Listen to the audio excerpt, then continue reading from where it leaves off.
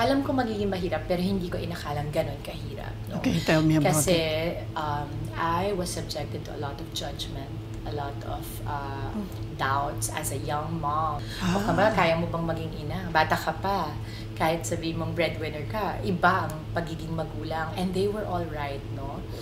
But again, I always go back to kung ano yung natutunan ko habang lumalaki is that it is not what you did wrong or what you were lacking that's going to be telling of your character, but how you're going to move about pagkatapos mong pagdaanan yon. Nisip ko talaga, Lord, huwag kang mag-alala. Ako magfo-focus lang ako sa pagiging nanay, mag-focus lang sa pagiging asawa. Gagawin ko ang lahat para maging mabuti sa pamilya ko. Doon lang muna ako. Yun lang kasi yung kontrolado ko, mama eh. Kasi yung hindi ko kontrolado yung sasabihin ng iba, yung magiging judgment nila. At kung iisipin ko bawat isang judgment sa akin and doubt sa akin, lulunurin ako nun. To a point na maniniwala na ako sa lahat ng sasabihin nila.